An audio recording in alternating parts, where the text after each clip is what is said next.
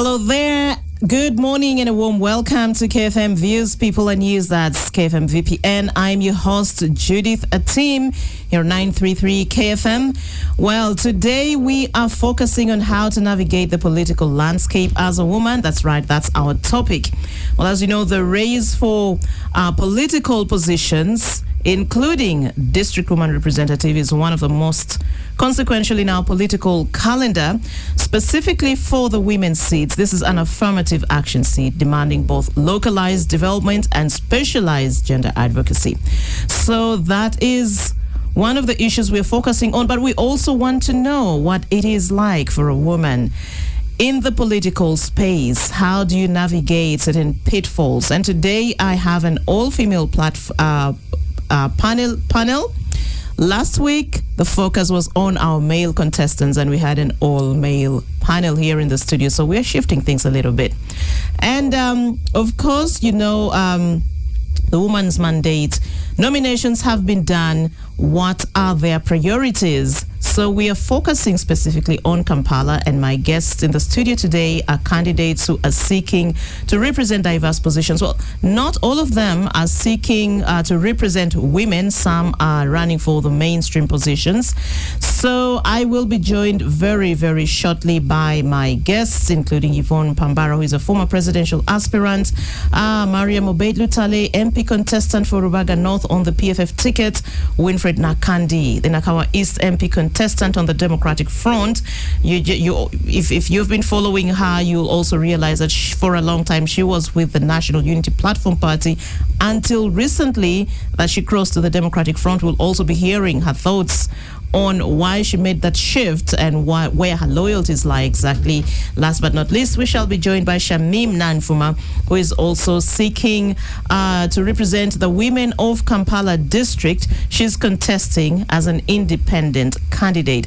But as we wait to settle in, I should let you know that they're finding their way in here. For now, I'm still alone in the studio. So if they take a little longer, we'll open the phone lines and hear your thoughts on what you think the mandate of women should be like, and also what you think about how women can best navigate the political landscape. But for now, let me take you through the news highlights of the week. First, of course, is the police raid in a hotel where the National Unity Platform Party presidential candidate Robert Chagulanyi Sentamu, or Bobby Wine as is popularly known.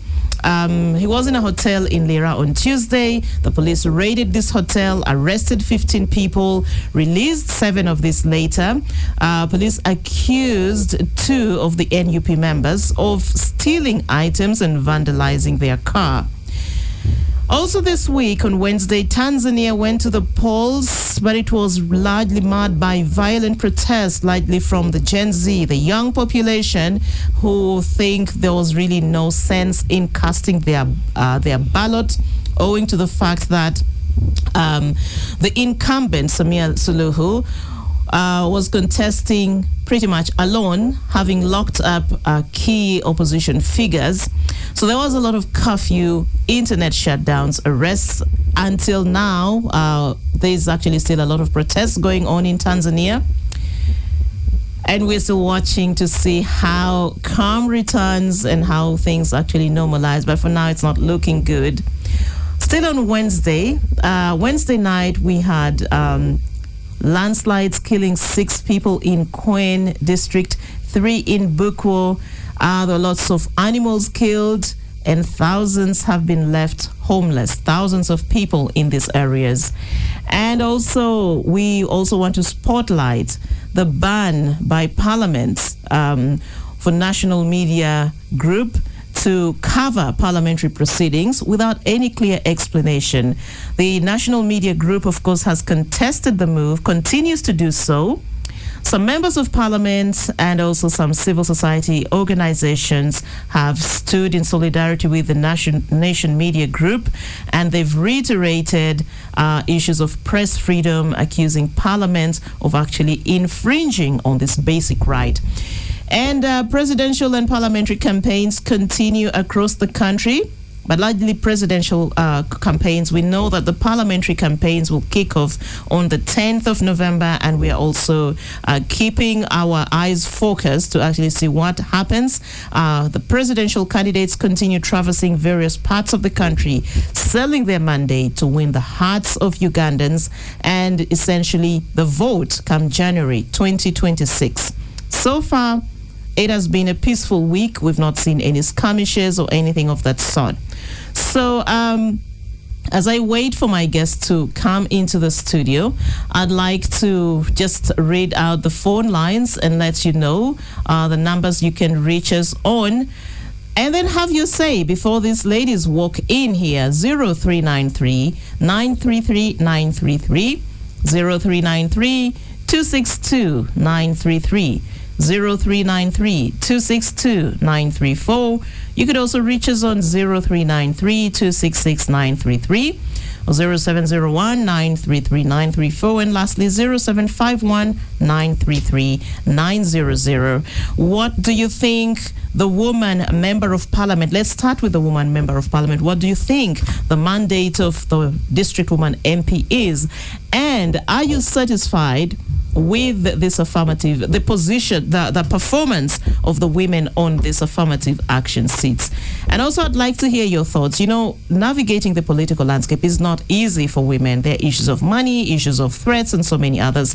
What do you have to say for a woman who is seeking a political position, whether it is someone contesting for the mainstream MP positions, which attracts both men and women, or those who are running specifically to represent women? I'd like to hear your thoughts on this. We have a caller on the line. Hello? Hello? Okay, 0393 933 933. We have a caller? Yes. Good morning. Good morning, Akim. Good morning to all the panelists for today who are just coming. Yeah, Juma, how is Busega? Busega is just raining. It's in the night. It's raining everywhere. Yes, so Juma, I'd like to know what you think about, first of all, women representing women in parliament. Do you think they've done a fantastic job? Just generally, what do you think? Do you think there's some gaps that perhaps they should work on and improve? And also, what are your views when it comes to supporting women to navigate political spaces?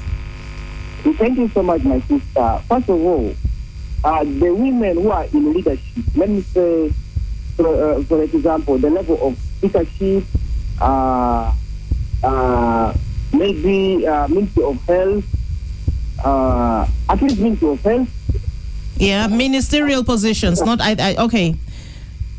Yes, I could see Ministry of Health in zero position, they have fine. But when it comes to Parliament, we see we are not going anywhere, because this is the speaker who doesn't collide well with the other fellow women. Mm-hmm.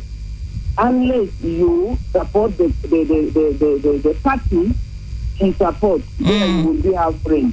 But if you're a lady, a fellow lady like her, you're coming from opposition leadership side, you are like her enemy. Okay? Then again, uses of money. Overpowering money and the pledges to people to bribe voters, which is the upstart. And I give flowers to a woman like Judith Atim at KFM, who is always not partisan. You have no side. Madame Sarah Birete is on humanitarian ground, giving information which are passionate to the community, and we don't have doubt about that. So we have more. Otherwise, now you see where Uganda is going. Yeah. Thank you so much. Thank you. I have a lot, but yeah, it's okay, Juma. Hopefully we'll hear from you a little later. Yes, I do appreciate you for your thoughts on women in leadership and how they're performing, but also the not so good that we see women in positions of power do to other women. Thank you. Another caller. Good morning, Judith. Good morning. May I know who I'm talking to? This is Ekode. Ekode Michael. Yes, dear. Yes, Michael. I want to know what you think about women in political leadership, especially. And including how they are performing, what you think, where you think the gaps are. I mean, call them out. If there are things you think they're not also doing right, I'd also like to hear what you think. Okay. Thank you. Now, first of all, the women are coming up. That's a very positive thing. That they are coming up each election period. You see most women coming up to contest in several positions. It shows they have known why they need to be leadership, most of them. And if there are women who can put out who have really maneuvered well in the political arena of our country and have done very extremely well in those leadership positions. When you come, first of all, just in East Africa, we couldn't deny that we could have an East African president, or I beg your pardon, a president in East Africa when she's a female in one of the countries. I miss all the challenges now happening, but she has shown some good leadership in that country. Where is you meaning Tanzania? Tanzania. Now, what bothers me a lot, some women who are in leadership, they rarely, if not, they rarely give their hand to their fellow gender. They become too tough on them, and they fear to bring them close. I don't know why it's like that.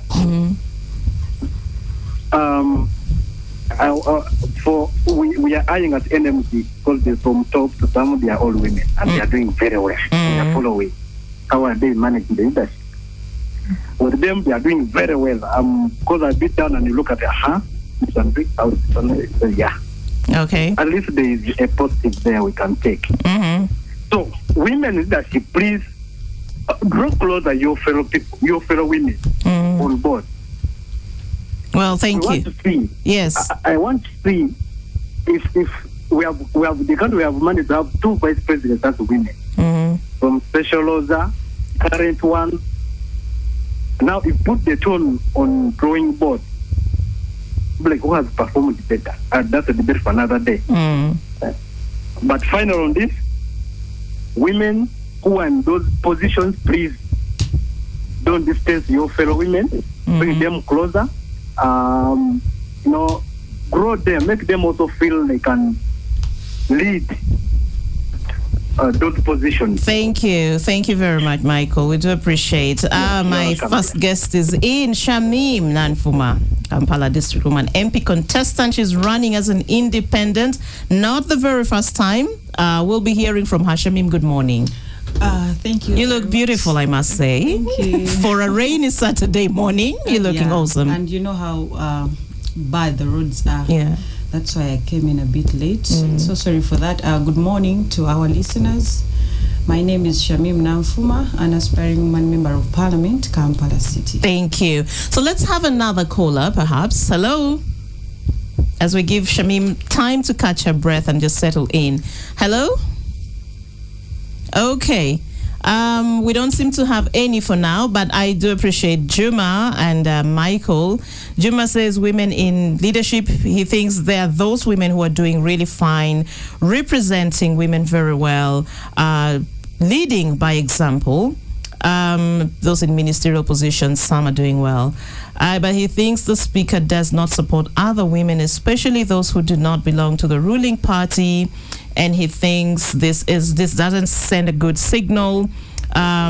He also complains about the monetization of politics and, of course, how this affects women, etc. Michael is happy that women are coming up year in, year out. Every election cycle, we see a lot of women showing interest in politics, and that's a good thing. And he also thinks there are women who've done exceptionally well in leadership positions, but the same issue is, just like Juma says, there are women who are not as supportive of others, and he thinks this should actually change. And this is interesting that our 2 callers are actually men, and I think that's a good perspective for us as women to also, glean from.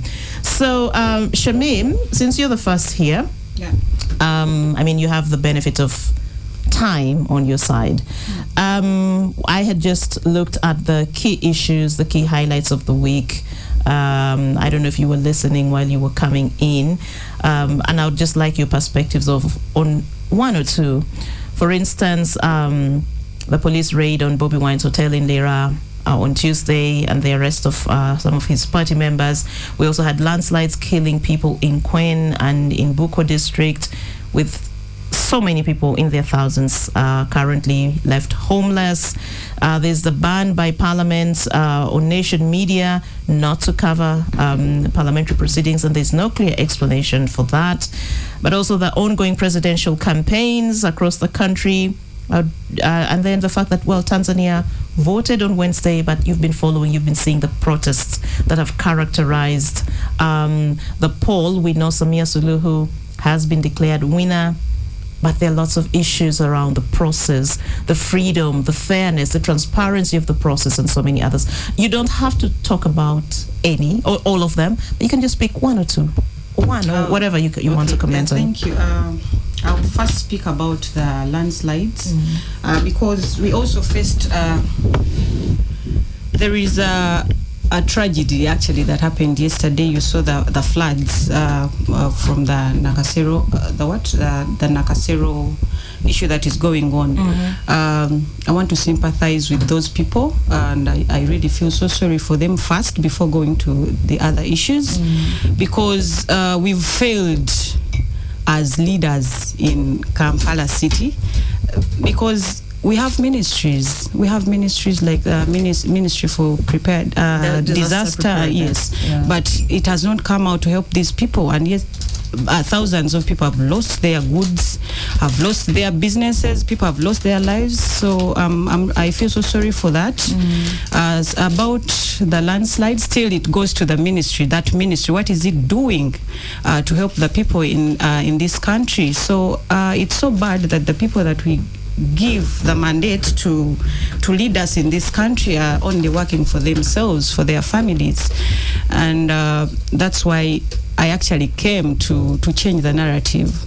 Yes. Well, thank you. Anything else that you'd like us to talk about, that you would also like to talk about? I'd also like to know what you think about the events in Tanzania, for example. You know, you are a woman in leadership. Yes. Tanzania has a woman in leadership. Is that the kind of leader you would like to be? Do you admire her approach to leadership?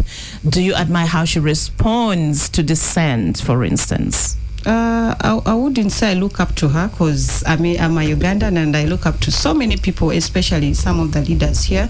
But for that issue in Tanzania, I think people are not given a chance to exercise what they call democracy, because someone can't come to stand up on a certain position and then they find themselves being removed from the ballot. And we believe that it has to be a free and fair. You let everyone exercise their right to stand as president. So for what is happening, it's so sad. Yeah. Well, thank you. So I think now we have 5 minutes before we take a break. So I want us to use those 5 minutes to now set the tone for our conversation. Of course, your position has also attracted a lot of women, here in Kampala. I know we're focusing on Kampala, but also, first of all, let me hear your thoughts. What exactly has inspired you to actually run? And this is not the first time also, Shamim, that you're contesting. Yeah. What is it that keeps you motivated? Why do you think the results this time will be different from what it was in the past? Thank you so much. For so many years, we've Kampala in particular has lacked a leader. In fact, we, the people of Kampala, for so many years have had a big gap between the voters and the people that vote for us. And I want to bridge that gap. And I want to make sure that people, the programs that the government has put into place, the people of Kampala can benefit from them. What the incumbent, because we have the incumbent that has been lacking, is that she hasn't done enough to follow up on these programs. And we have that huge gap, like I said, between the voters and the woman member of parliament. So I want to bridge that gap and change the narrative on how these programs are being monitored, how services are being delivered to the people, because what we lack in Kampala is poor service delivery. Okay. Yeah. So, my other guest is here, Winfred Nakandi, Nakawa East MP contestant on the Democratic Front party ticket. You're welcome, Winfred. Thank you, Judith. Good morning, listeners of KFM. Good morning, my fellow panelist, Honorable Shamim Namfuma. I am glad to be here. The last time we were here, very interesting conversation. Yes, and I'm looking forward to actually. So much has changed, right? From the last time you were here. So I see how you're looking at me. I am glad that the listeners are not seeing. Well, we'll talk about that. What has changed since the last time you were here? But also, Shamim, back to you. You contested in 2020 as an independent. In 2025, in the recent NRM primaries, you also hoped to get the NRM party flag. And I won that. And I won the race. I won, actually. And then.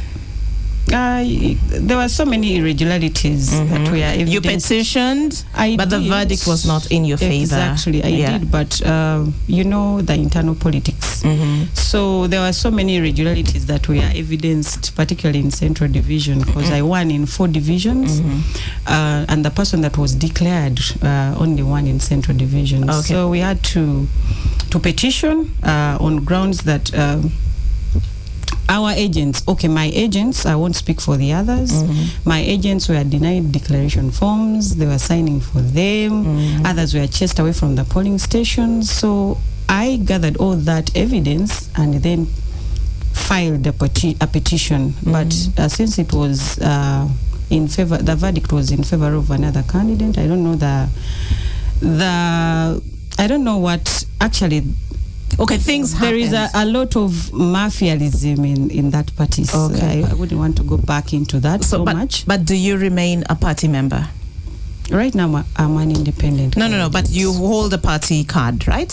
You subscribe. Are you a member of NRM, even if you're contesting as an independent? No. You're not. So where does your allegiance or loyalty lie? If you should you win this race, we see what happens a lot is that when people lose in the primaries, in the NRM primaries specifically, and they contest as independents, when they win, their allegiance switches back to the party. So I'm interested in knowing where your allegiance lies today, and should you win in come January 2026. We will see that when I win. But right now, I'm an independent candidate with an independent mind. No, but I think it's important for your voters to actually know where exactly you belong. It can't be like, okay, when I win, then I will let you know. Leadership is not about a party title. But their ideals and ideologies or philosophical underpinnings that actually draw people to certain parties. First of all, what drew you to contest on an NRM ticket? Okay. To go for the NRM primaries. You say that this is not my first time to It's contest. not. Yeah, in 2020 you were an independent. If you want to work for the people, and because you know that there are programs that are put and they're under the NRM, like people say that those are programs brought by the government in power or the party in power. So if you want to access and actually help the people in Kampala access those programs, well, you have to subscribe to that party. But when we went for that race, and you see what happened. So now that you're running as an independent, what does it mean for you? If you were motivated to join NRM so that you could be able to access certain things for your people, now that you're not there, how are you going to ensure that you access? No, that didn't stop the connections that I have there. So it means you are, and that's why I was asking, where is your allegiance? Where does your loyalty lie? because you can't say I'm independent. I'll give you a moment to think about that. I know it's a lot coming from me. I'm going to give you a moment to actually pause and just reflect and let us know, because we need to also be honest. I think it's only fair that the voters know where the minds and the hearts of their leaders really are, where your allegiance and loyalties lie. It's very important. My other two wonderful ladies are walking in. So let me come to you, Winfred. Ladies, come in. Let me come to you, Winfred. How are things going? Very, very well. Yvonne and Mariam, just have a seat and catch your breath. Don't worry. I'm not going to ambush you right away. I know our stairs can be quite a nightmare. Yeah, but it's good exercise on a cold day. Winfred. The last time we had you here, you were still a member of the National Unity Platform Party. You were hoping to represent the women of Kampala in Parliament on the NUP ticket. Unfortunately, that didn't work out, right? So now we see that you've now switched parties you've crossed from the NUP to the Democratic Front. And now you've also changed your interest from Kampala Woman MP. You're now seeking to be elected to represent the people of Nakawa East. Okay? How do you explain that shift? Thank you so much once again. I also would like to welcome my fellow ladies, Hajat, Mariam Betale, and Madam President Yvonne.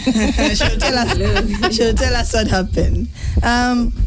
Well, I would like to. This is the other one. Judith, I would like to start with just to interject briefly on what you asked Shamim here. Where does your loyalty stand here? Are you independent now? Are you still an RM? You see, the political parties have different rules and regulations. If a political party says that once you run independent, you're not a member, you will claim all you want that you belong to that party, but the party will say she's not a member because she has run independent. In any case, the party will always, at any one moment, front their official flag bearer. So if you still claim membership, yes, maybe at heart you may want to associate with the party, but if you want to associate with a party that doesn't want to associate with you or to identify with you, then you have to move on and see how to serve the people.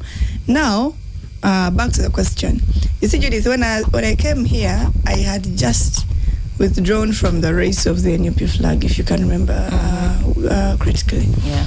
I had withdrawn. You see, I joined the race for the NUP flag when expression of interest was on, and you expressed your interest. I expressed my interest for the NUP flag for Kampala Woman MP, but so much politics happens within political parties, and ours being a system that doesn't have a public, maybe an adult suffrage or electoral college election for a way of selecting flag bearers. The fact that they are handpicked, you can never know for what reasons, really. And if you figure out in the process that this is not fair, this is not transparent, this is not happening the way that people expect it should be happening, it was only maybe brave or courageous, maybe because it was unheard of. People just say it was brave and courageous for me to say, okay, this is not fair and transparent, so I'm leaving the race. So when I came here, I had withdrawn from the race for the party flag, and I had, I almost had left the race because I came in the race because I wanted to be the NUP flag bearer for Woman MP Kampala, and then I left the race. I think I want to give you a minute to pause. I've just realized that we've overshot the time by 5 minutes. It's time for let's take a break. All right. We return. I'll give you the mic still to explain. Okay.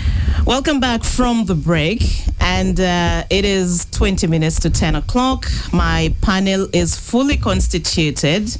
Yvonne Pambara, Madam President in the House, former presidential aspirant. Good morning. Good morning. Good morning, Uganda.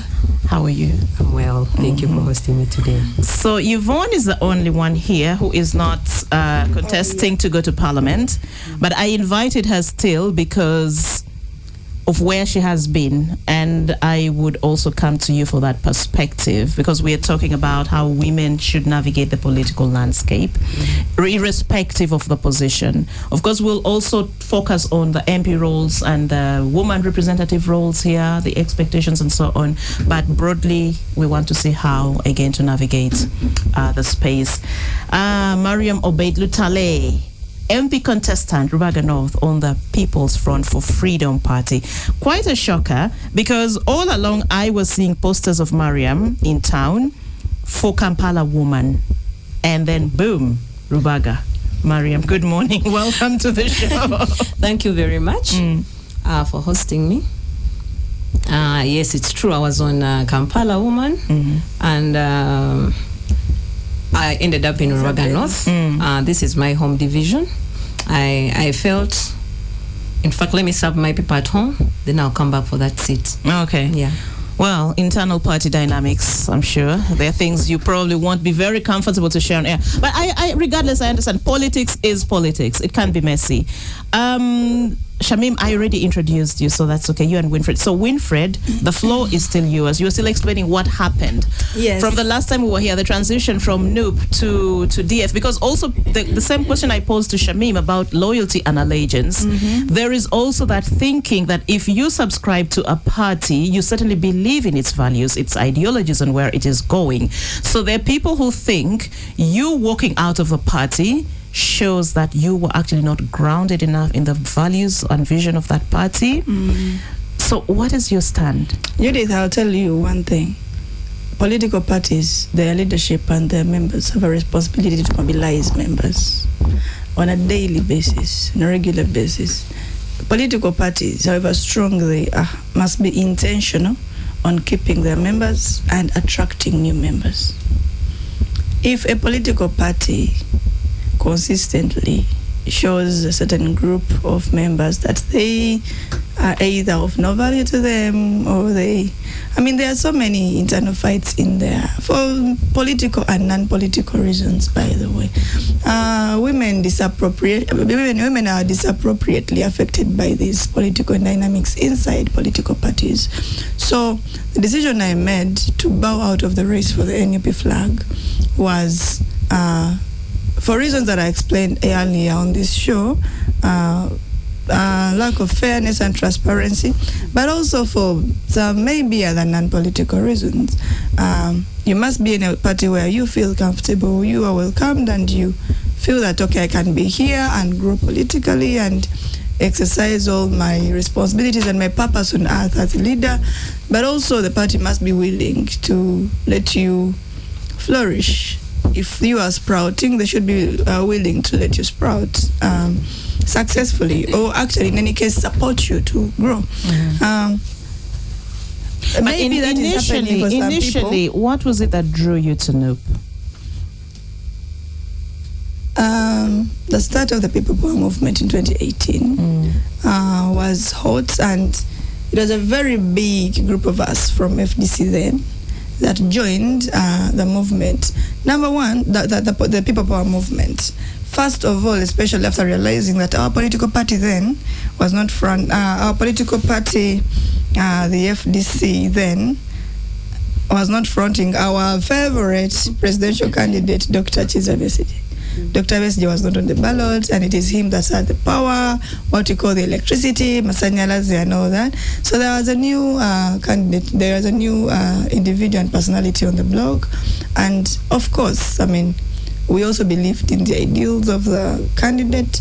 And yes, we supported the People Power movement, and then ultimately transformed into NUP. So now I'll talk about the race for Kampala and race for Nakawa. After I withdrew from the race for the party flag, I had withdrawn from the Kampala race and I rested. But I'm a resident of Nakawa. I stay in Mutungo. So, of course, as a resident, I continued going for these, gatherings, because there is a vigil here, there's church here, and all those social gatherings. But unlike other divisions, because I'd campaigned all divisions of Kampala, people in Rubaga, in Nakawempe, in Central, in Machindie, were asking me, Winnie, what next? Winnie, what happens next? Are you coming independent or what? But people of Nakawa, where I'm a resident and voter, did not ask me what next. They were telling me what to do next. Every other time that I went for a social gathering, they were telling me, Winnie, why don't you come here? Why don't you come here? Why don't you come here? Because Nakawa East is currently represented by Engineer Ronald Balimwezo, and he had shown interest in the position of Lord Mayor. Ultimately, had even nominated for the position of Lord Mayor. It means that the position that he holds now, he was leaving. And the NUP party had sent someone that people believed was not really one of them, was not the son of the soil. It was one of those things that are done inside political parties of handpicking and say, let's send this one here. I mean, you're standing in Central, and then they say, okay, you go, there is some empty slot in Kawempe, where you have really nothing and no attachment whatsoever. So the people felt that, Winnie, you actually would better represent us here. We still believe in you, in the things that you stand for. So come and give us leadership. So at some point, I actually declared that I would stand in Nakawa East as an independent ticket, as an independent candidate. But like I told you, Judith, because political parties have a responsibility to keep mobilizing new members and to scout and identify talent, the Democratic Front approached me and mobilized me because they believed in my leadership capacity. And out of so many progressive negotiations and discussions, I joined the party, held their ticket, and I am now running a very successful campaign in Nakawa East. And the people are very confident that I'll give them the leadership that they deserve. It is actually them that have coined my slogan, your voice of reason, because that's what they see in me. Okay, that's interesting. But before I move on from you, you've given us that very good background about your political journey. You were with FDC and you believed in the vision of Dr. Kizza Besigye at that time. And then when Bobi Wine comes on the scene, we see you shift, to supporting Bobi Wine. And then for some time you subscribe to what he stands for and the party he formed. And now when disagreements happen, you move to another party, the Democratic Front, which has its own issues as well that I'll come to later. Someone can read that you're not consistent. Okay? Your loyalty, again, the question of loyalty shifts. You're shifting goalposts very, very fast. And you wanted to represent the women of Kampala. One would think that if that was really something you felt so strongly and passionately about, we should have still seen you go on to DF if that was the party you wanted to cross to, but still on the mandate of I want to represent the women of Kampala. And these kinds of shifts, I don't know what your voters or the people who follow you read about this, but there is some inconsistency. So if you left Besigye, Bobi Wine was the big thing at that time, it also shows that you are drawn more to personalities than the things they stand for. I don't know how you'd respond to that. Or if I could give you a minute, I move and then you come back. No, let me respond to that immediately. You've said, why didn't I stand still for woman MP on the DF ticket? The last time I was on this show, we had a panelist called Adelaide Nachitende who was standing for woman MP on the DF ticket. And she's no longer, right? Is she still? She is. Okay. She is. So, so many things happen during a political season, Judith. There are alignments and realignments. Explains why my former competitor in the woman MP race, Maria Mobed-Lutale here, is also now running for Rubaga North. There are realignments in politics. You see, I was running for woman MP, hoping to get the NUP flag. And after withdrawing from that race, like I've told you really, that standing for Nakawa East MP was an initiative of the people of Nakawa East because they feel they do not have representation. And of course they know, because then I was now declaring independent. They know that it is a very, very big task to run for Kampala Woman MP on an independent ticket. And here I had left that race, but the people of Nakawa East felt that they needed representation. And who am I to reject the voice of the people Yet I know for sure as a believer that the voice of the people is the voice of God. So there is no, but all those shifts that you're mentioning, first of all, people power, I joined people power in 2018. So 2018 to 2025 is not very quick and very fast as you may want to say.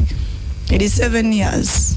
You see, Judith, political parties, like I've told you, have a responsibility to mobilize, but also to keep their members. Any new political outfit that you will see sprout out starts not with other than the leadership or the president or the interim president of the party and maybe their family members, they start with the people that are doing politics at the time. Mm-hmm. When People Power started, NUP, you saw a big shift of NRM members like Honorable John Baptist Nambeshe, Honorable Patrick Nsamba Oshabe, cross from the NRM to NUP or to People Power at the moment. You saw a big group of people from DP, under the DP bloc, cross from the Democratic Party to NUP at the moment. Even just recently, the NUP at their headquarters unveiled 7 sitting members of parliament that were crossing because now the time was constitutionally right for them to cross. They crossed from NRM, from DP, from FDC, others independent to NUP. So you cannot, that is part of politics because ideologies of parties shift also. You may start a party thinking that you may join a party thinking that you understand its ideology, thinking that what you see on the outside is actually what is on the inside, only to realize some few things while you're in the party. Yet those few things are actually very critical and crucial and significant to determine your political future. So why not make a shift and continue serving your people? Okay, thank you. Because the main point here is service delivery. Thank you. Madam President, you'll speak last, yeah? We're small fish. The President speaks last. Very true. So, in fact, I'm the smallest. I'm Mukene. You guys at least a Nile patch, and then you. Protocol. So I'll come to you later. Let me come to you, Mariam. I've been wanting to speak to you for a very long time in other spaces. But I'm glad we've tried to check. But your schedule has been quite busy because I reached out to your brother sometime back. Can we? Yes, you remember that conversation. So we'll talk about that after when the show is done. So I would like to understand, and I know, yes, we've talked about, the dynamics within parties. What was the shift beyond you being a voter in Rubaga and wanting to represent the people of Rubaga? Because it's the same question that I posed to her. Your dream, your passion, your heart was for the women, okay? And you had, I'm sure you had also tuned your mind to the issues of the women. So now they're throwing some spanner in the works here and throwing you to Rubaga North. What's the plan now? Now, of course, I'm for women. And right now I'm on direct Member of Parliament. We all know that the majority of voters are women, actually. Even the men know that. So even in Rubaga, I know that women will be served. I'll try my level best to include them as a majority and also as an advocate for women. I'll serve them too. However, when I went for woman MP, I gave it my all. When you were seeking the party? Yes, when I was seeking, I gave it my all. But we all know that primaries, you're selling yourself. I tried, I gave it my all to sell myself to the voters themselves, to my party people. And right now in Uganda's politics, there are two parts of it's like they are the oppressed and then the oppressors. Now, for me, my politics journey is both a personal and mostly personal. It's from my personal experience that I came out and said, no, I will not just be oppressed. Atrocities are happening on my family members. I need to stand with the oppressed, knowing very well that we have so many people imprisoned, abducted. I was like, these people need a representative that is deeply rooted, because when they take your family member, there's a way it affects you as a family. And I was like, I'm not going to be visiting prisoners in prison and then sitting back at home and watching news. I need to participate. I need to be active in this. Where can I go? Should I do it legally? Legally, the team was fully constituted. And I would love to thank the legal team of Dr. Kiza Besige and Hajo Bedrotale. So I was like, how can I, because it's like activism, I had to choose either to do it legally or politically. Then I was like, no, to show that I'm with my father, I believe in what he stands for, let me go and seek at his party headquarters. However, there was someone who had been in the system but had not come out to express, or I don't know, to come out and say clearly this is what I'm going for. So by the time I went for that, I didn't know in the team that was there was someone seeking the same post. Anyways, when I learned about it, I was like, okay, I'm good to go. We've been competing since P1, okay, for class positions. And that's with the same person. Oh, so that's Nana. Yes, Nana is holding the PFF flag for Kampala Woman. Right now. I hope to have her on the show so another time. Okay. Nana, if you're listening. So I went, competed, and waited for the results. When the results came back, I was recommended for Rubaga North. And I'm happy in Rubaga North. I'm happy. But what I also know, the work I had put in Kampala, Woman MP, I have people helping me to consolidate myself in Rubaga, different supporters from different divisions. Right now, I'm on direct, yes. I'm going to represent Rubaga. We all know Rubaga used to be very outspoken as a division, and it was always on the floor of parliament. Issues were being worked back for the last 5 years. It is in limbo. So when we saw that gap as a party, I was like, no, let me first go back home, fill the gap, amplify the voice. I'm the voice of Rubaga right now. Have you heard anything? For example, when Lubiji, is it Kawala, when those people, Nema broke down or demolished their homes, nothing came out. It's like it's on the quiet side.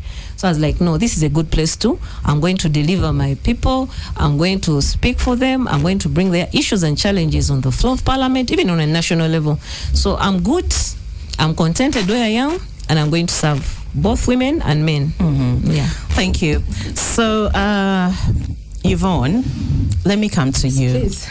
I don't even have the specific questions to ask you, really, but I would still love to know your experience when you went and picked, when you showed your interest that, look, I want to offer myself to contest for the presidency of Uganda come 2026.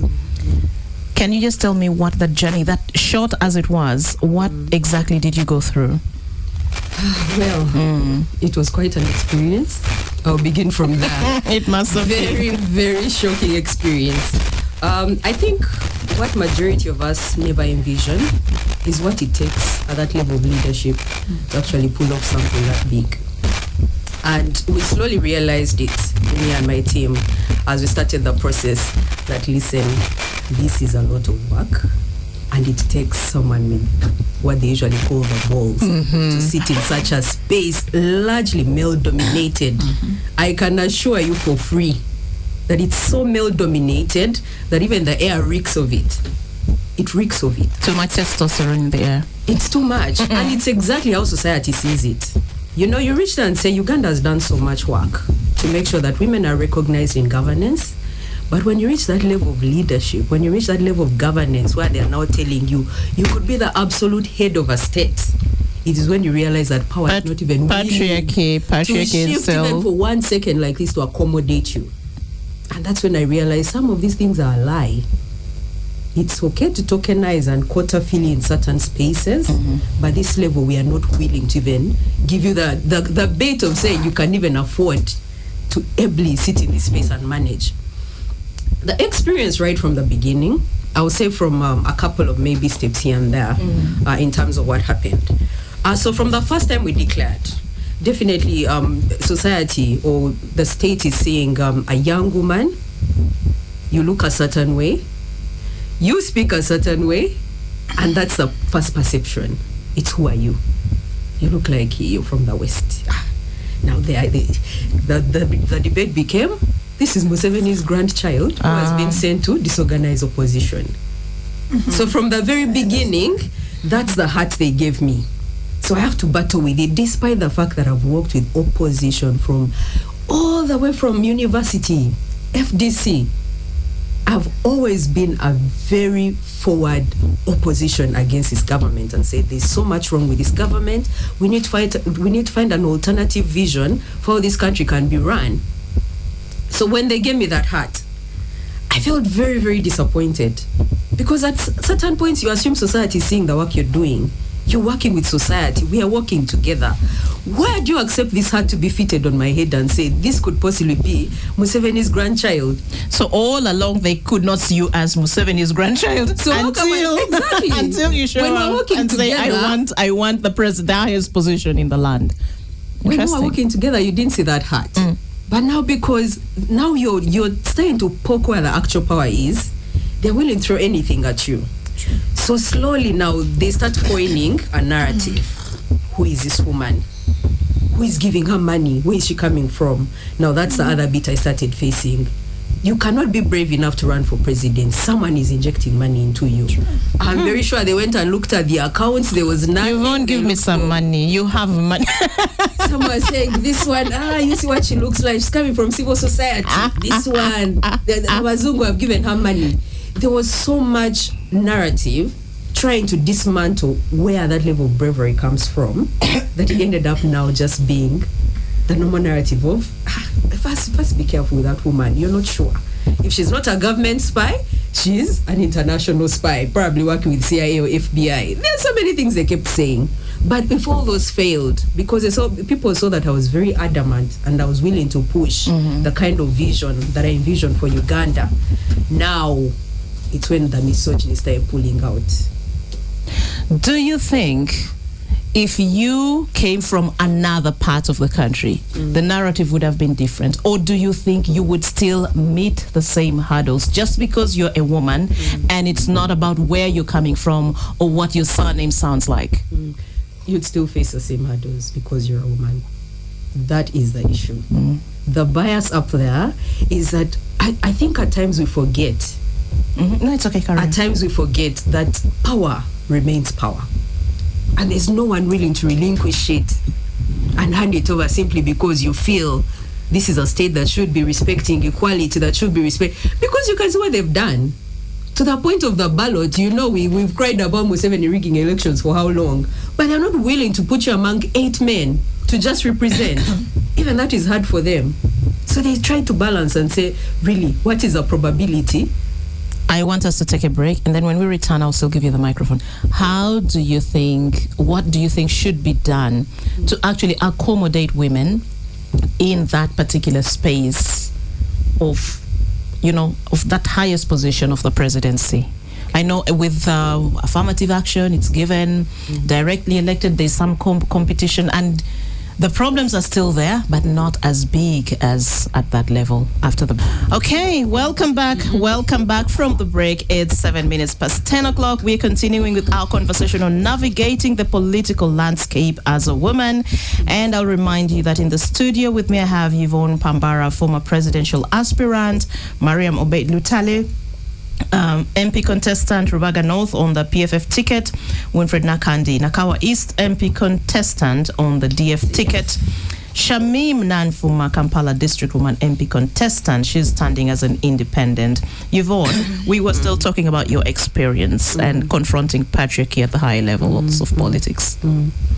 So, as I was saying, it's we have to constantly remind people that at that level of power, there's no one willing to even take the bait of just letting you be, just even to represent. And I think that had always been my biggest fear. It's what happens when we continue to be sidelined. Because you can see how many election cycles barely have women running for president. It's a worrisome number, it's a worrisome statistic, but no one wants to confront it. And they'll keep telling you, no, it's a very merit-based system. But we need to define what merit-based actually means in a system that is already so rigged, so already oppressive, that even from the poor people to young people to women, how does a merit-based system actually work if your system is already against you? And I kept telling people, we need to find a way to either start being honest in terms of what this representation means, or we need to find other different ways of making sure we are including all the categories of Ugandans that are being sidelined. It's very important to note that when no woman made it to the ballot, that was the biggest news. No one was shouting about Wakasiwa Ante, who is who made it to the ballot. Even international press asked and said, where are the women on an 8-male ballot? It shows you something, that how do you progress? And this has been NRM's biggest noise, saying we have achieved so much in terms of gender equality. If I'm looking at your equality, and this is a first picture, I'm going to picture in my head and say, maybe if Uganda is equal, I should be seeing that representation at presidential level, whether they win or not. But also, even in that representation, it should not be just putting a woman's face for the sake of telling the world that, look, women are represented. Exactly. There are so many women that are capable. There are so many, but they've given up on a system that is just not willing to do the right thing. They've given up on systems that are not willing to do the right thing. Let's talk about the experiences of other women who went for that same position. And during the break, you actually told us that I asked whether you had a sister chat with them. What were the discussions that you had with them? Who did you reach out to? Nancy Kalembe? I reached out to Nancy Kalembe. I had first declared in 2022, so I had a long visit with Miria Obote. We had a long chat because she was the first woman in Uganda to actually run for the presidency. And she said, Yvonne, it's this experience you won't even know until you're there. Because I just can't tell you. You have to go through it for yourself. You have to go through it yourself. And she says, there are so many passive ways of sidelining people that you never see directly until you are going through it. And I listened, I said, I mean, on a daily I face the misogyny, on a daily I face what men will do. They will call you on the street though. So which other one is she talking about right that here? You haven't seen yet? But let me tell you, to my shock, at that level you're running for presidency, but you'll be in a media studio like this with a male interviewer and he's telling you, but madam, you have such nice lips. This is not a person seeing your potential. Yeah. So I have, as a journalist, I tune into a lot of other talk shows, and you will notice the bias if the person talking, if it's a gender conversation and it's a man, you can actually notice the bias by just the kind of the question, the framing of the questions, the commentaries, the interjections, and all that, and. I think I really understand where you're coming from. So it's shocking that men can never ever see the vision you want to carry. Then they're seeing a woman, what can I possibly use about this one? It doesn't matter that you're even probably above him. He doesn't care. Like he doesn't because care. In his mind you're a woman. In his mind you're a woman. And society has constructed that a woman must be beneath or below a man. So it's those experiences. It's experiences of people who want to fund you, but they're telling you, if I'm going to fund you, after this I want a child. Oh my God. So it's either you give me a child, politics, and we agree now. It's tough. It is tough. And on top of that, you are dealing with the state. The state is sending men to impregnate you. People keep talking about this. They keep talking about that no one actually pays attention to it. That's what I'm thinking actually right now. They send men to confuse you. And if you're not serious, and they're coming like throwing money at you or something like that. They throw money. There's one who threw me a car. He wanted to give me a Range Rover. I said, you found a little small girl like me. You want to give me a Range Rover? Where does it come from? I said, no, don't worry. I like independent women who shout. I told him, please, first keep your car. First finish this campaign. We'll talk after. But you can see from what they're doing that there's an intentionality to see, to find a way to just make you drop out of what you're doing. Because they assume women are that weak. They assume you're either not strong enough to hold a position that big, and anything small like that will just throw you off track. And now compounded by the fact that you are quite young, probably the youngest female we've seen actually aspire for that position. So yes, and then you're single, all this is just, you're like, what? It's just hyenas and you're just giving them But meat? I used to think that was it. I sat in a training with a lady. I don't know which district she's running for, and she told us she's married with 3 children. I said, these people don't care. Even if you're pregnant. They don't care. There's a man who came to us and said, me, I'm even willing to give you the 4th child. It's very, very disrespectful the way society treats women, especially when they show that they are willing to run for this position. That's interesting. So there's so much work to do. So later, I want us to talk about how to break these barriers, okay? Because the barriers are quite a lot. It's not just, including the barriers that are not so obvious. Like, how do you dismantle patriarchy, for example? How do you make this? Because, yes, you're talking about the pressure you are getting from the state, okay? And all these big actors and this influential, the political elite. But also, even if you had gone through, was society ready to have a woman as president? I will come to that later. And not just as president, how ready is society even at the constituency where you, Winnie, and Mariam are contesting? Shamim, you are going for the woman representative, but that is not easy as well. It's not going to just be handed over to you. There's also going to be a lot of, it also has its own dynamic. So Madam President was just telling us her experiences. What are your experiences? Someone throwing a Range Rover at you as well? Or asking for a child? That's not news. Like it happens. Yes, that happens because we women, the challenges that we face are structure and culture. Like you had us saying that they started questioning her how she's coming from the Western. So we face those challenges as women. I don't know why our competence is always questioned, yet they don't question men. You go to a certain office, you need some help, you need to solicit for some funds, and then someone tells you, okay, if you want me to facilitate your campaigns, you have to do this, you know. So, and you find that we can't trade our bodies simply because you have to want stand to for something. Exactly. Yeah. So those are the challenges that we face, but I know we can fight that as women. Okay. So socially, so globally, we know that women still earn way less than what men earn, and so that also puts us as women in a very difficult and vulnerable position, because even when you want to find yourself in a certain position, you still want you're not going to run to women because the women don't have the money for the most part. It's the men who are still controlling finances.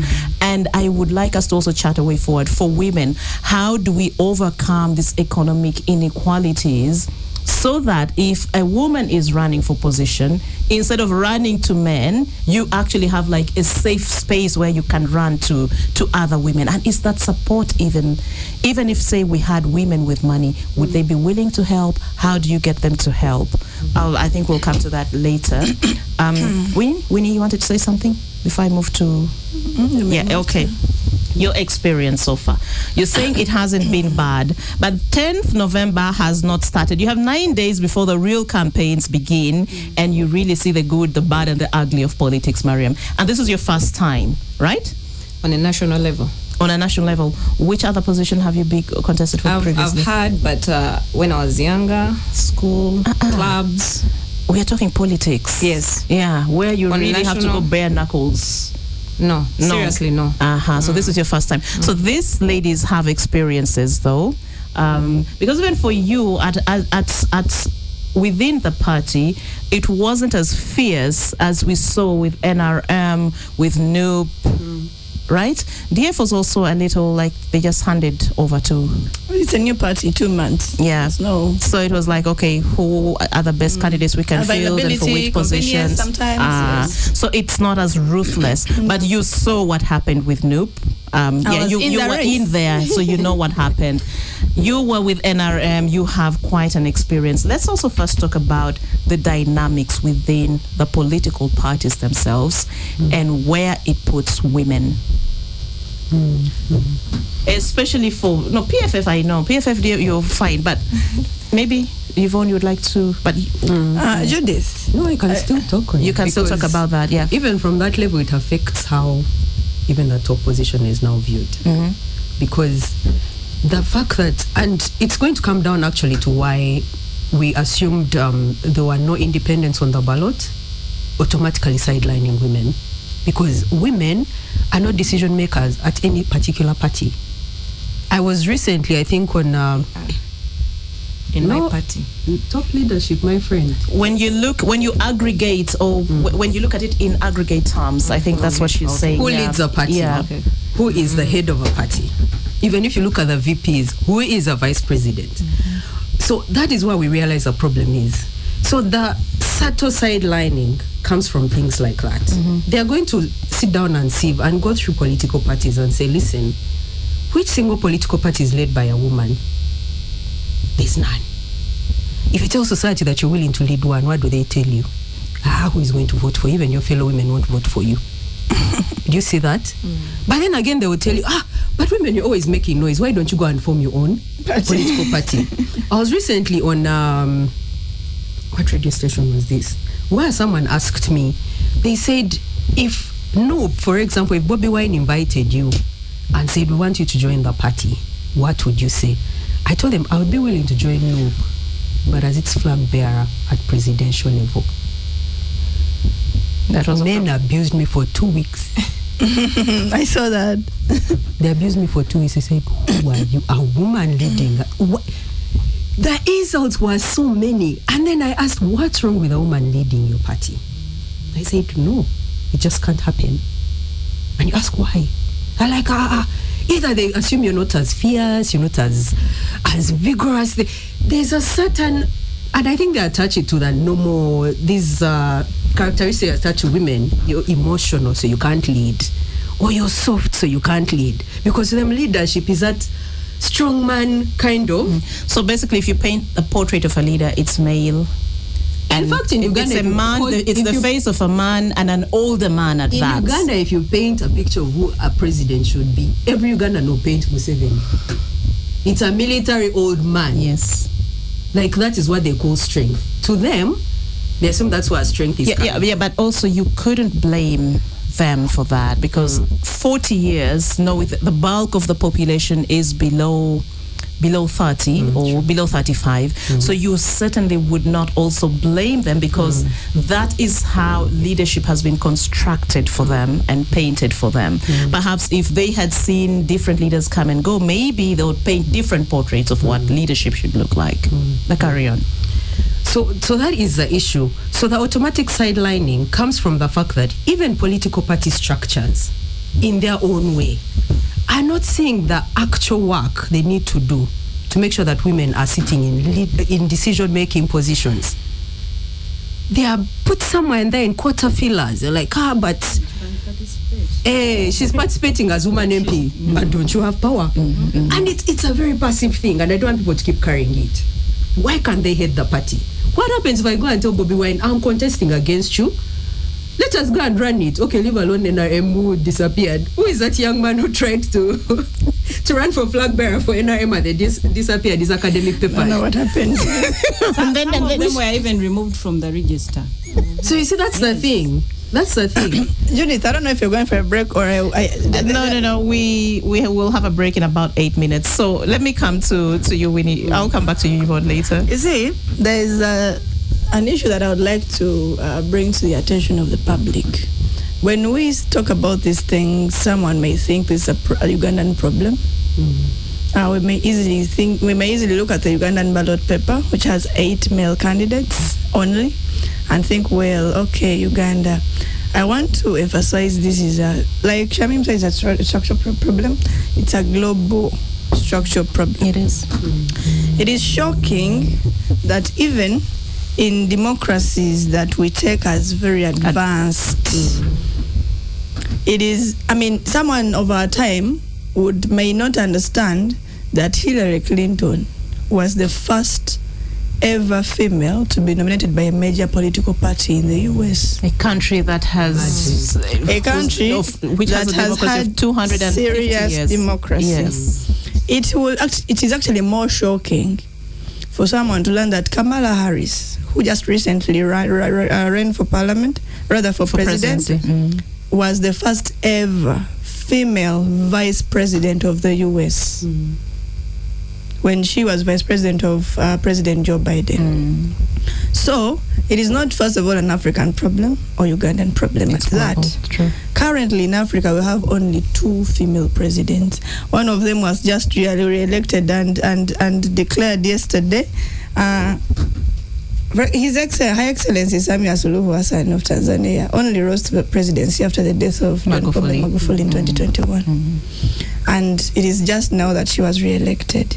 In Namibia, currently, the president was just elected in March this year. Female president is High Excellency Netumbo Nandi Ndaitwa. So, in the current parliament, for example, Ugandan parliament, we have a total of 556 members of parliament. If by any bad chance we did not have this the affirmative action position that my comrade here, Shamim Nafuma, is standing for, of Kampala Woman MP, if we didn't have the Woman MP position, which brings 146 members of parliament, females, in parliament, we wouldn't have women representatives. Because parliament has 353 directly elected constituencies in Uganda.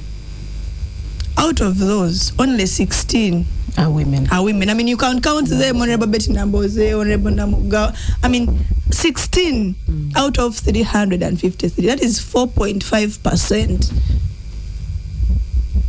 So, the problems that Yvonne here faced... Wait. So even if you added the 16 to the 146... You wouldn't get half of parliament.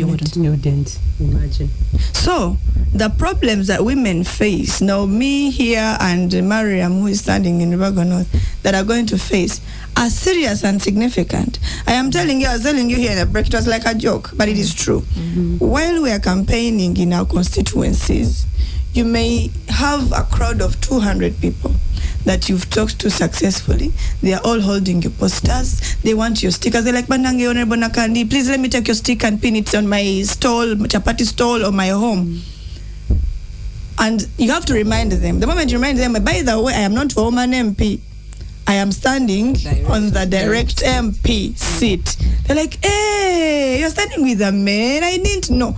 So, all this time you are telling them, I am running for Nakawa East. But the fact that they see you as a woman, they will think you're actually standing for Woman MP. Others say, I am standing for Woman MP of Nakawa East. So, but do you also think, ladies, that the framing of the directly elected positions as a position for men has also contributed to this misconstrued understanding of where women... Judith, who framed it? It is just society. A directly elected MP. Yeah, but society has its interpretation. I'll give you a clear example from the previous NRM primaries.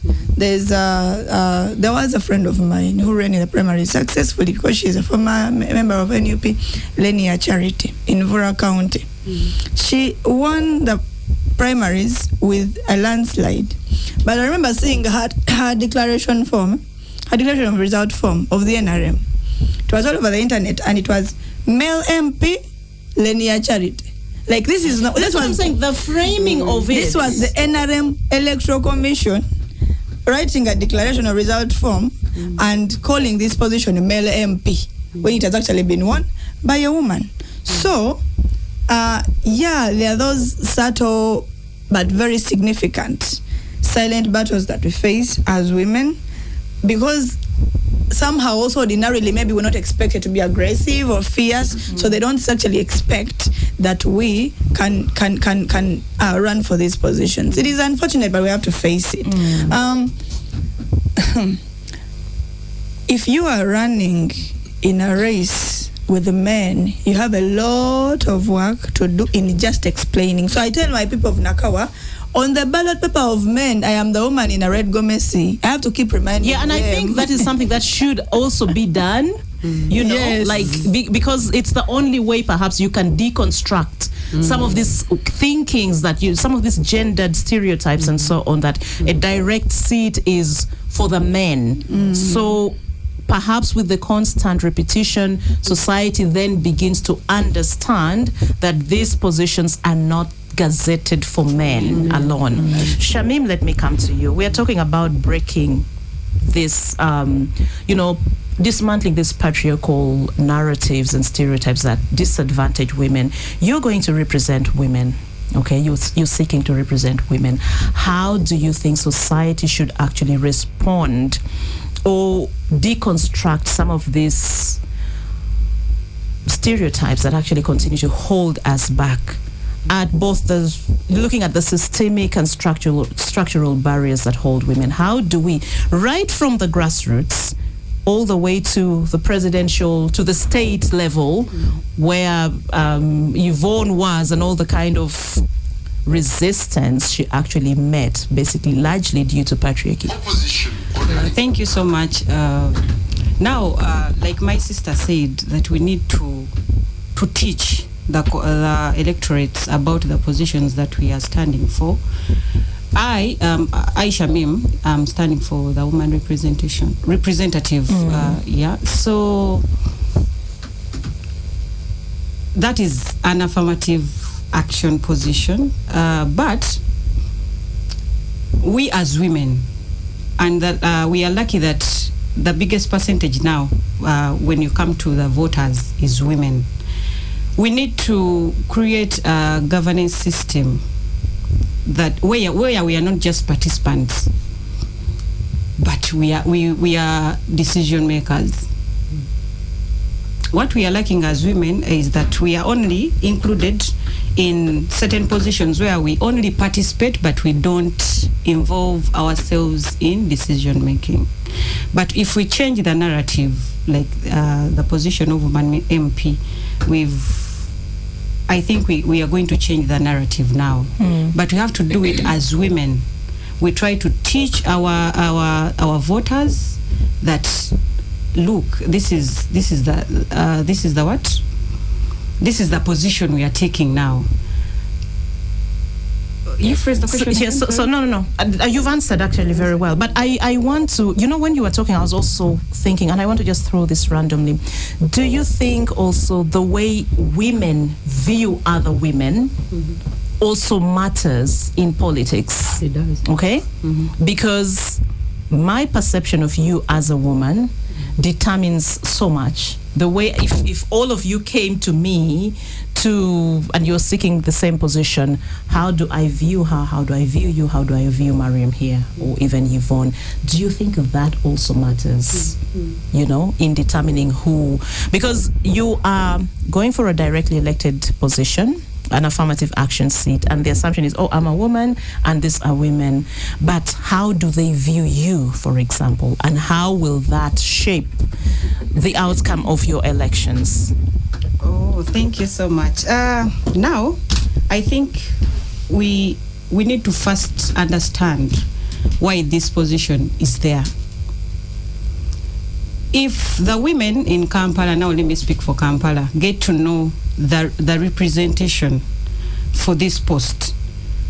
This post was put for that member of parliament, the woman member of parliament, to represent the people of Kampala, especially the women and the youth. So it's how you're going to relay your agenda. You speak to the people. You show them, this is the role of the woman member of parliament. Your concerns are supposed to be heard, are supposed to be put on the floor of parliament. So it's about how you're going to associate, how you're going to teach the women of Kampala that, look, for our voices to be heard, we need to elect this member of parliament to voice our concerns. So if the people don't get to know first why this position is there, then they won't know. Their voices won't be heard. Thank you. Yes.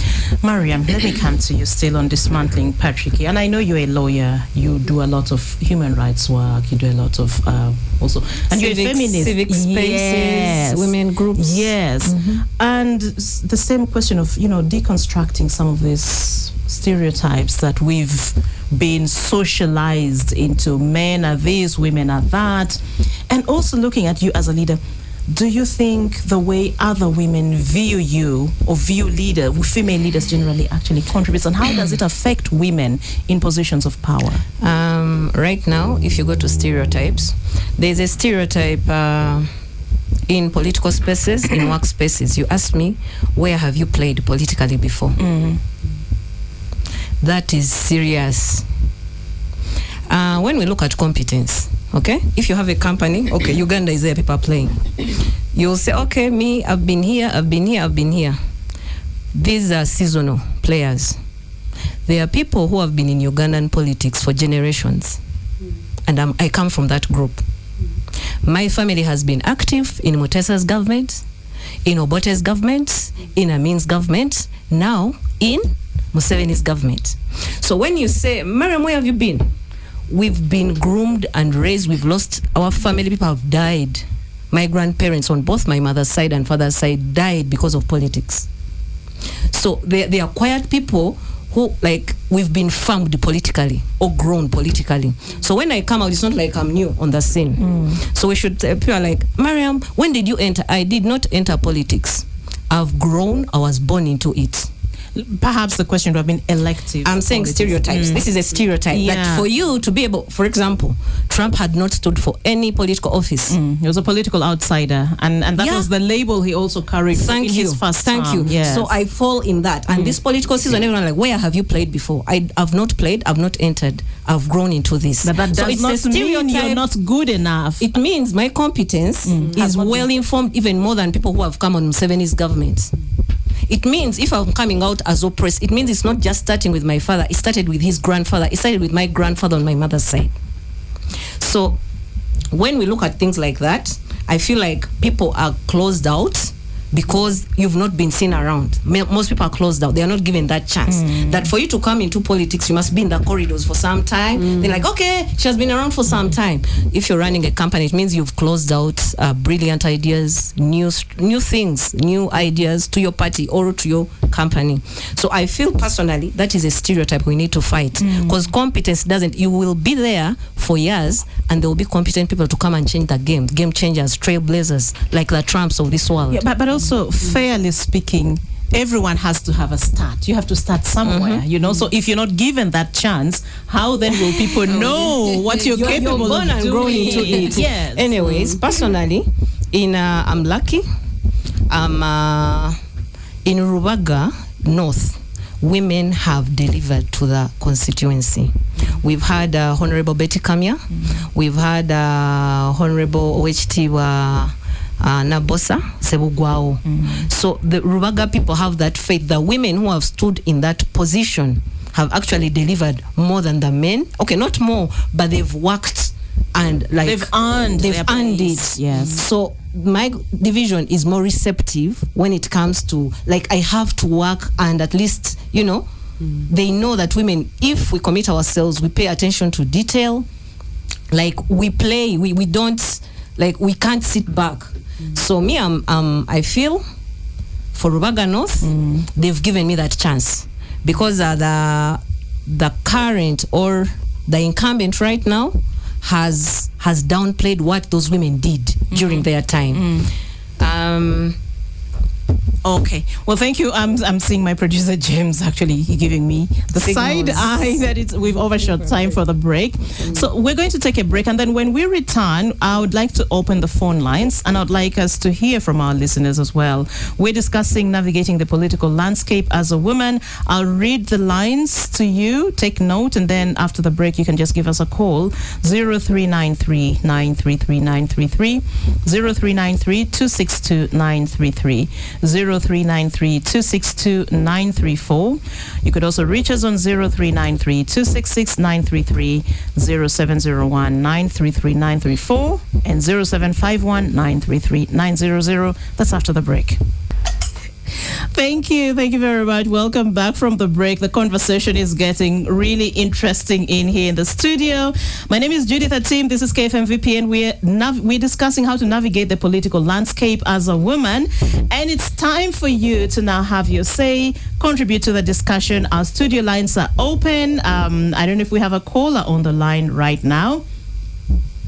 We still don't have a caller. Okay, fine. But I'll just read the studio lines for you, the numbers that you should call: 0393 933 933, 0393 262 933, 0393 262 934, 0393 266 934, 933 rather, 0701 933 934, and lastly 0751 933 900.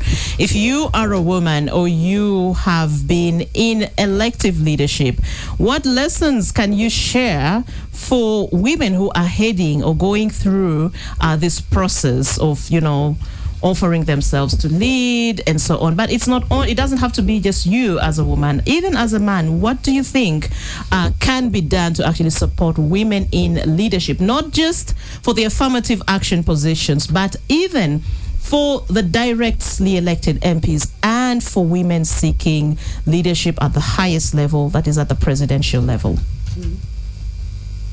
So if, as we wait for somebody to call in, I think I want to hear from you how, the way women view other women, especially women in power. How does this affect women?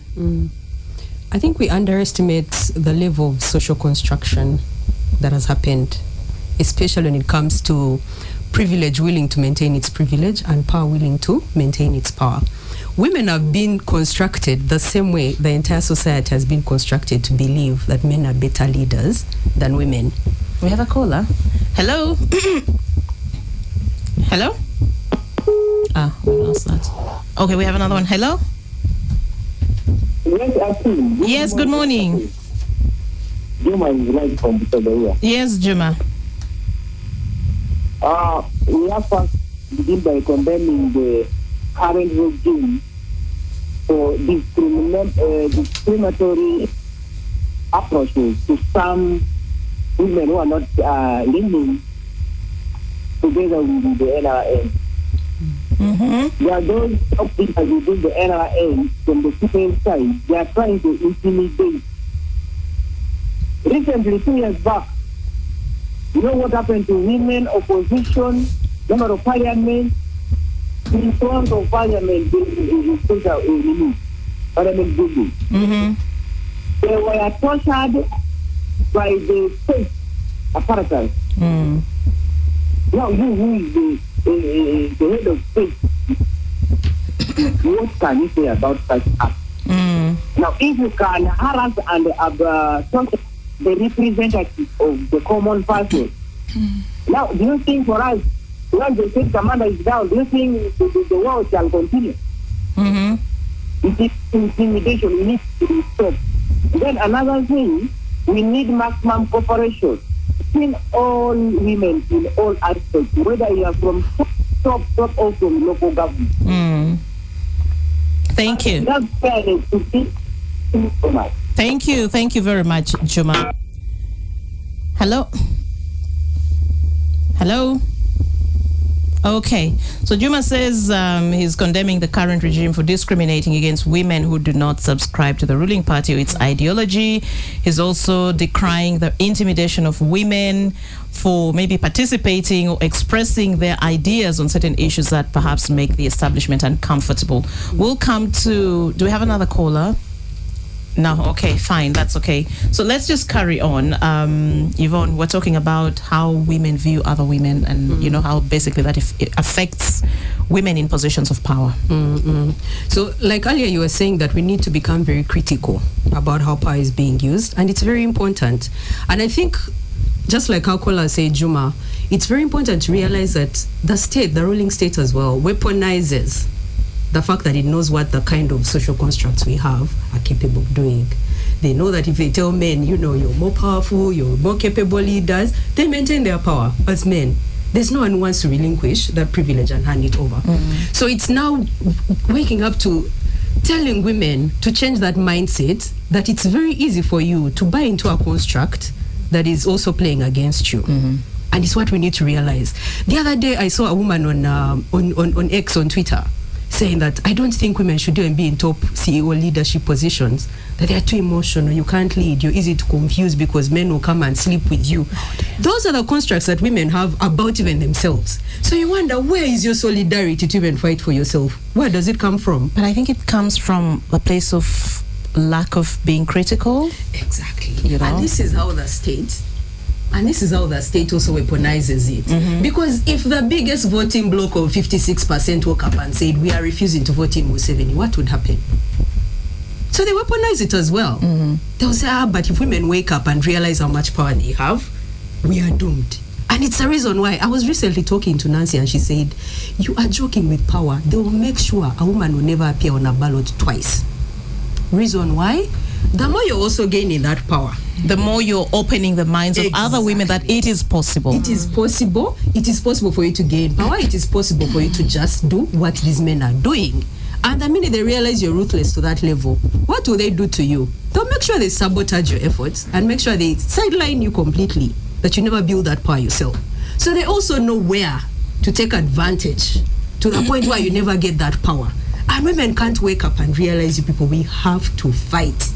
Whatever mindset we have, we need collective action as women to wake up and say, listen, we are done.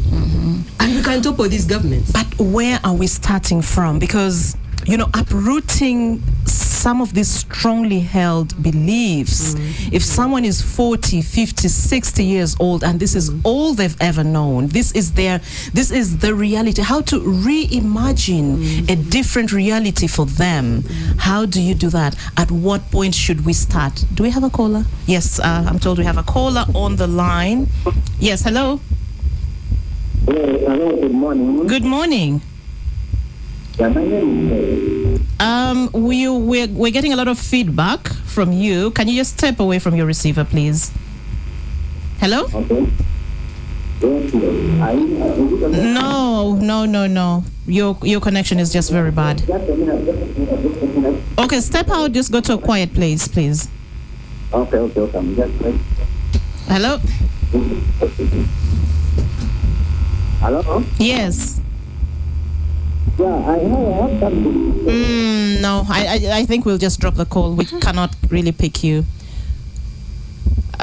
We can proceed. Okay, fine. Yvonne. So, civic education is very important. And we're not just talking about only politics. The level of education we have to do to change mindsets, and this is not just for Uganda alone. She was talking about the global political climate as well.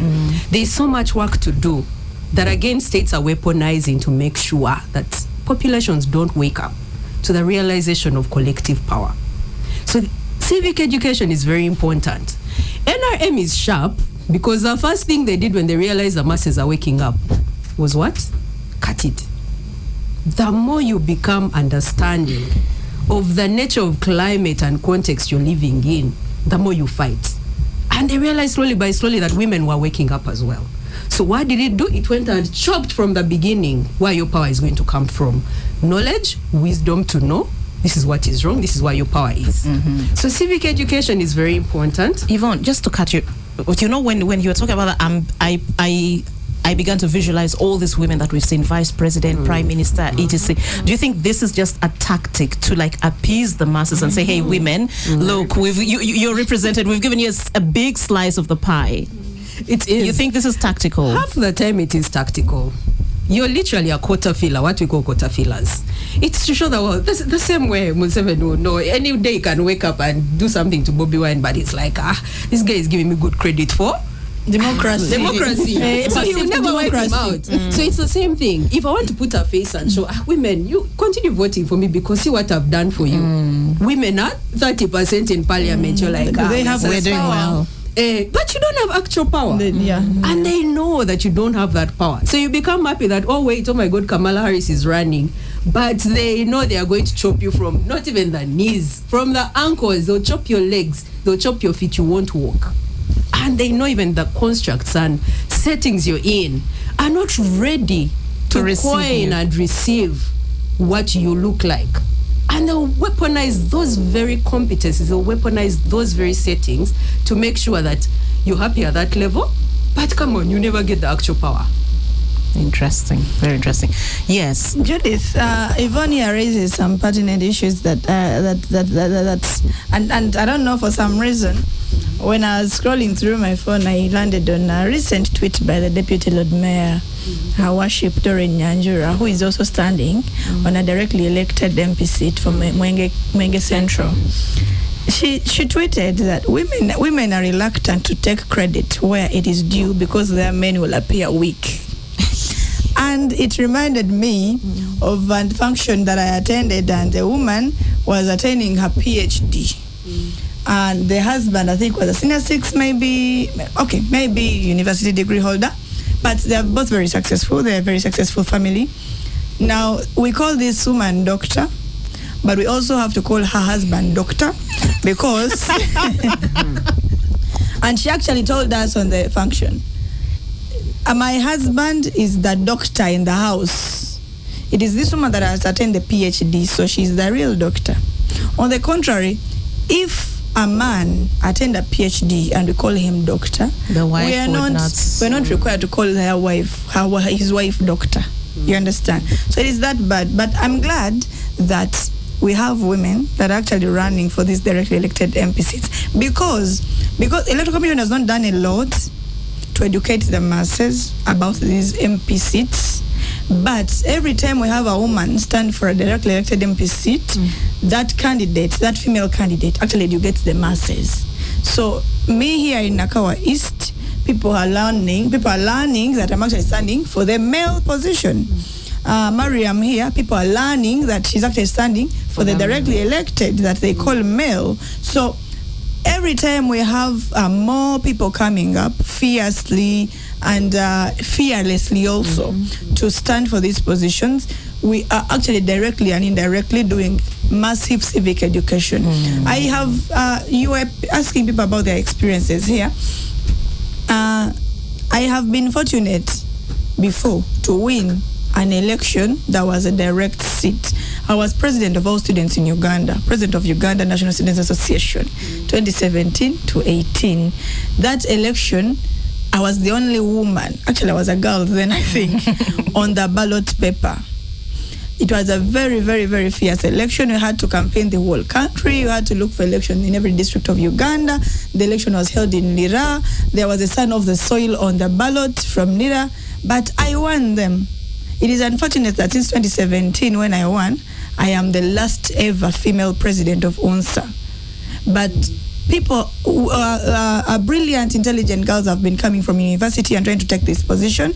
But actually, I remember when I was running, they told me, Nakandi, why don't you come for vice president? Because the UNSA constitution requires that president and vice president cannot be of the same sex. So once the president is male, the vice president has to be female. So all the women who are competent enough actually ran for vice president, because they knew that there was no way that a girl, Nakandi, could win the presidency. But out of negotiations and sheer political mobilization, I got one very good candidate that had stood for position of finance secretary, and I convinced him to run for vice president, because he was representing a very unique constituency. He was coming from tertiary institution that wasn't a university, so coming from Langu. So when I convinced him to come for vice president, and we went on the day of voting, and they saw a male running for vice president, then they were like, okay, maybe this male now actually indicates that there could be a possibility of a female president, and we won them. So there was also a possibility of me winning presidency when there was no male vice president, because everyone thought there is no way a girl could be president. So, but I'm glad that we are doing this. 5 minutes, and I wish every female MP candidate the best in their race. Thank you.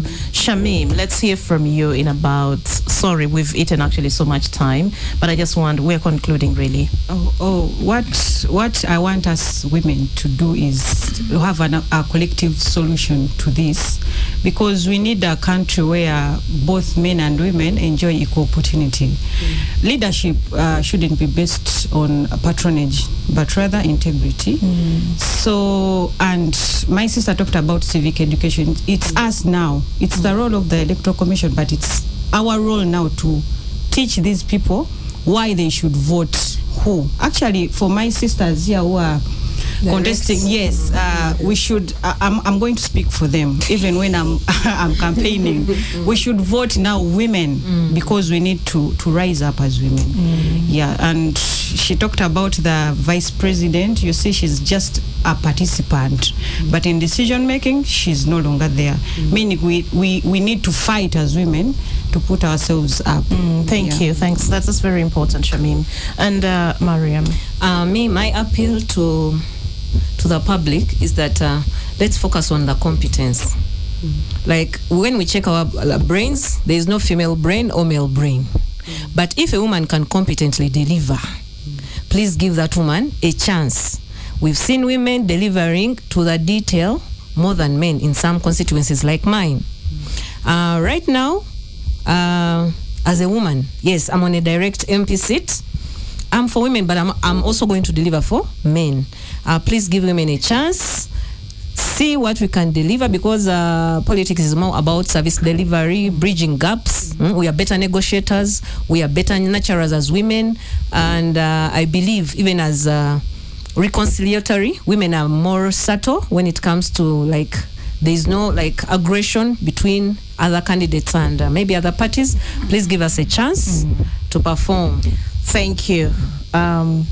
I think we're done. It's actually, it's 2 minutes. 2 minutes to 11, and it's almost time for the news. Thank you very much, ladies. Yvonne Pambara, former presidential aspirant, Mariam Obeid Lutale, MP contestant, Rubaga North on the PFF ticket, Winfred Nakandi Nakawa East MP contestant on the Democratic Front Party ticket, and Shamim Nan, former Kampala District Woman MP contestant. She's standing as an independent. Thank you very much, ladies, for your insights on this topic, navigating the political landscape as a woman. My name is Judith Atim, and this is KFM VPN on 933 KFM. We return next Saturday, same time. To join us then. Different topic. I'll let you know who our guest shall be. But it's always a pleasure to have you tune in and to also have you participate in our discussions, and we encourage you to do more of those. Hope to catch you again next Saturday, same time. It is bye-bye from us, and a happy weekend.